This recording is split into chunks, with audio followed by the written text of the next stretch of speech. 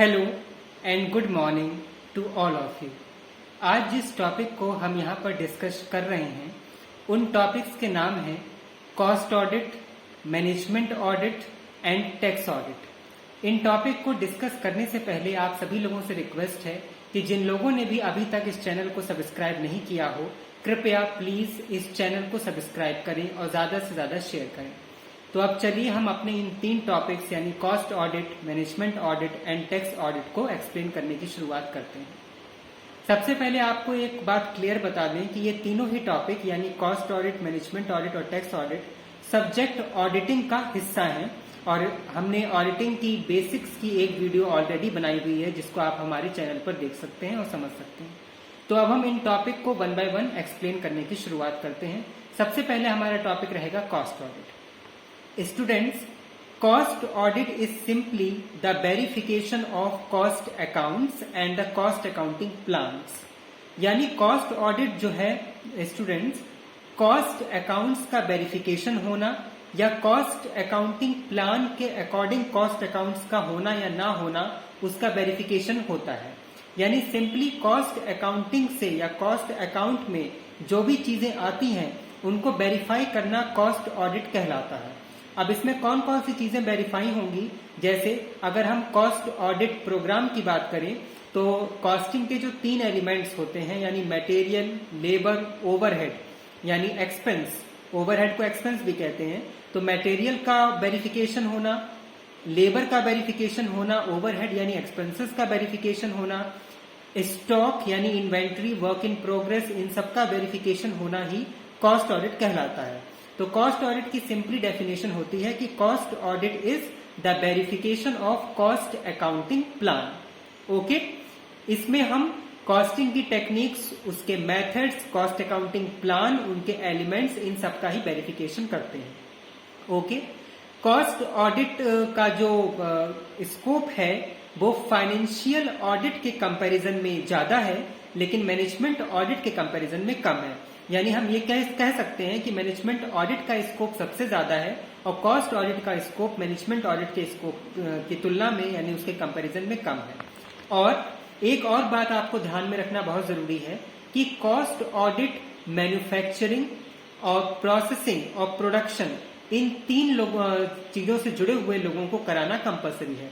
यानी cost audit जो है वो स्टेटरी कंपलसरी है in case of manufacturing, processing and production.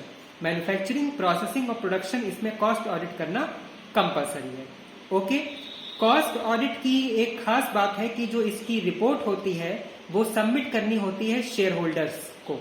यानी जो भी कॉस्ट ऑडिट करने का जिनका काम होगा बेसिकली वो कॉस्ट अकाउंटेंट होते हैं या कॉस्ट अकाउंटेंट ना मिलने के केस में सीए यानी चार्टर्ड अकाउंटेंट होते हैं, तो उनको जो अपनी रिपोर्ट होती है वो शेयर होल्डर को सबमिट करनी होती है। ओके, अब अगर हम बात करें कि कॉस्ट ऑडिट की इंपॉर्टेंस क्या है, तो कॉस्ट ऑडिट की इंपॉर्टेंस को 4 कैटेगरी यानी 4 कैटेगरी में डिवाइड किया गया है।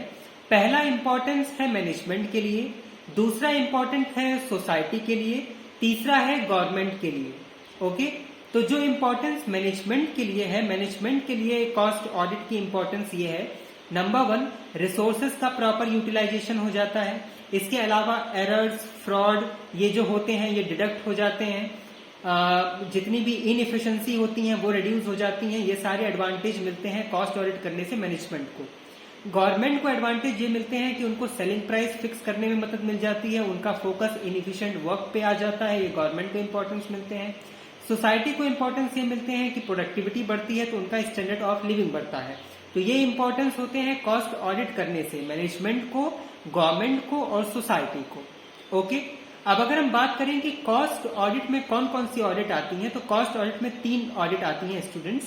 Number 1 efficiency audit, number 2 property audit and number 3 स्टेटरी audit. Efficiency audit का सिंपली मतलब होता है ऑर्गेनाइजेशन की इफिशिएंसी को इवेल्युएट करना या उसको चेक करना, यानी simply evaluation of the efficiency of an organisation is known as efficiency audit. Property audit होता है ये जज करना कि जो डिसीजन है वो करेक्ट है या नहीं, तो checking the correctness of decisions is known as property audit. और ये ऑडिट जो होती है वो वॉलेंटरीली इन नेचर होती है, यानी कंपलसरी नहीं है, वॉलेंटरी है। और थर्ड ऑडिट जो होती है वो होती है स्टेटरी ऑडिट, जिसको कराना कंपलसरी होता है। तो इतना पोर्शन जो अभी हमने बोला वो होता है कॉस्ट ऑडिट। ओके, अब हम सेकेंड अपने टॉपिक की बात करते हैं जिसका नाम है मैनेजमेंट ऑडिट। और मैनेजमेंट ऑडिट का सिंपली मतलब होता है कि जो ऑर्गेनाइजेशन की जितनी भी एक्टिविटीज हैं उनकी इफिशिएंसी को इवेल्युएट करना, उनमें जितनी भी एक्टिविटीज हैं उनको ओवरऑल देखना, ये मैनेजमेंट ऑडिट कहलाता है। यानी मैनेजमेंट ऑडिट को आप ये कह सकते हैं कि management audit is simply the checking और evaluation of all the activities of the department.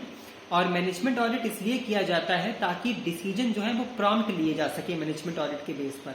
यानी ये डिसीजन मेकिंग को इमीडिएट करने में, प्रॉम्प्ट यानी तुरंत करने में, कम टाइम में करने में हेल्प करता है।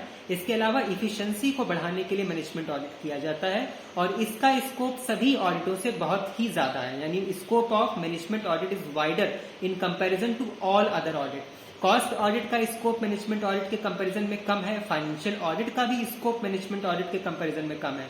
सबसे ज्यादा स्कोप मैनेजमेंट ऑडिट का ही है। तो इसमें आप ये लिखिएगा एग्जाम में कि the scope of management audit is wider. और खासकर एक बात और ध्यान में रख लीजिए कि मैनेजमेंट ऑडिट को करने के लिए कोई फिक्स टाइम लिमिट नहीं है, ना ही कोई क्वालिफिकेशन प्रिस्क्राइब्ड है। क्वालिफिकेशन प्रिस्क्राइब्ड होने का यह मतलब है कि जैसे कॉस्ट ऑडिट करने के लिए कॉस्ट ऑडिटर है, फाइनेंशियल ऑडिट होने के लिए फाइनेंशियल ऑडिटर है, या ये लोग ना मिले तो सीए भी हो सकते हैं। लेकिन मैनेजमेंट ऑडिट के लिए कोई क्वालिफिकेशन प्रिस्क्राइब्ड नहीं है, ना ही कोई टाइम लिमिट प्रिस्क्राइब्ड है। ओके, और इसका स्कोप बाकी सभी ऑडिट्स के कंपैरिजन में सबसे ज्यादा है। ओके, अब अगर हम बात करें अपने नेक्स्ट टॉपिक की जो है टैक्स ऑडिट, तो टैक्स ऑडिट का स्टूडेंट्स मतलब होता है ये इवेल्युएट करना या ये चेक करना कि टैक्स जो है, जो टैक्स पेयर टैक्स दे रहे हैं क्या वो सही अमाउंट यानी राइट अमाउंट का टैक्स पे कर रहे हैं या नहीं पे कर रहे हैं। तो चेकिंग या judging the correctness of the amount paid by the tax payer और users is known as tax audit. Tax audit करने के दो ही पर्पस होते हैं, पहला अनपेड टैक्स को कलेक्ट करना और दूसरा इनकंसिस्टेंसीज को फाइंड करना और उनको दूर करना। तो ये आपके ऑडिट सब्जेक्ट के तीन बहुत इंपॉर्टेंट टॉपिक हैं। पहला हो गया कॉस्ट ऑडिट, दूसरा हो गया मैनेजमेंट ऑडिट और तीसरा हो गया टैक्स ऑडिट। इन सब में सबसे खास शुरुआत के दो टॉपिक हैं, यानी कॉस्ट और मैनेजमेंट ऑडिट। बाकी टैक्स ऑडिट इनके कंपैरिजन में थोड़ा लेस इंपॉर्टेंट है, लेकिन आप इनको इतना देख लीजिएगा कि बाई चांस अगर ये आए तो आप कर सकें। अब हम एक बार फिर से समरी फॉर्म में इन तीनों ऑडिट को बता रहे हैं। कॉस्ट ऑडिट स्टूडेंट सिंपली है कि कॉस्ट अकाउंट जो है उनका वेरिफिकेशन होना या कॉस्ट अकाउंटिंग प्लान के हिसाब से कॉस्ट ऑडिट का करवाना, उनके टेक्निक्स का चेक होना, उनके एलिमेंट्स यानी मटेरियल लेवल ओवरहेड यानी एक्सपेंस का चेक होना, ये कॉस्ट ऑडिट कहलाता है। और इसका स्कोप मैनेजमेंट ऑडिट के कंपैरिजन में कम होता है, सबसे ज्यादा स्कोप मैनेजमेंट ऑडिट का होता है। ओके, इसके लिए क्वालिफिकेशन प्रिस्क्राइब्ड है, कॉस्ट ऑडिटर या कॉस्ट अकाउंटेंट इसको कर सकते हैं, उनके एब्सेंस में सीए कर सकते हैं। ओके, इसके इंपॉर्टेंस है मैनेजमेंट के लिए, गवर्नमेंट के लिए, सोसाइटी के लिए, और ये तीन तरीके की होती हैं, इफिशिएंसी ऑडिट, प्रॉपर्टी ऑडिट और स्टेटरी ऑडिट। इतना पोर्शन कॉस्ट ऑडिट का है। इसके अलावा मैनेजमेंट ऑडिट का सिंपली मतलब होता है checking all the activities of the department या इवेल्युएशन और verification of all the activities of the department. ये किया जाता है ताकि डिसीजन मेकिंग प्रॉम्प्ट हो सके और साथ ही साथ इफिशिएंसी बढ़े, प्रॉफिट बढ़े, क्वालिटी इंश्योर हो, उसके लिए मैनेजमेंट ऑडिट किया जाता है। इसका स्कोप सबसे ज्यादा होता है बाकी ऑडिट्स के कंपैरिजन में। इसके लिए कोई क्वालिफिकेशन प्रिस्क्राइब्ड नहीं है, मैनेजमेंट ऑडिटर भी इसको कर सकते हैं, कॉस्ट अकाउंटेंट भी कर सकते हैं, कॉस्ट सीए भी कर सकते हैं, चार्टर्ड अकाउंट, तो कोई क्वालिफिकेशन फिक्स नहीं है। साथ ही साथ मैनेजमेंट ऑडिट करने के लिए कोई टाइम लिमिट भी फिक्स नहीं है। ओके, और जो हमारा लास्ट में टैक्स ऑडिट है, टैक्स ऑडिट सिंपली इसलिए किया जाता है ताकि ये देखा जा सके या यह पता लगाया जा सके कि जो टैक्स पे किया जा रहा है वो सही अमाउंट ऑफ टैक्स पे किया जा रहा है या नहीं पे किया जा रहा है। तो जो टैक्स एजेंसिंग अथॉरिटी होती है वो इसको देखती है। इसके दो ही मेन पर्पस हैं कि ये इंश्योर करना कि टैक्स जो अनपेड है वो कलेक्ट हो और इनकंसिस्टेंसीज को फाइंड आउट करना। हम उम्मीद करते हैं कि आपको ये तीनों topic cost audit, management audit और टैक्स ऑडिट समझ में आए होंगे और ये आपके एग्जाम में आपको लिखने में हेल्प करेंगे। हमारे चैनल को सब्सक्राइब करिए, हमसे जुड़े रहिए। Till then stay tuned with us. Have a nice day. Thank you so much. Bye bye.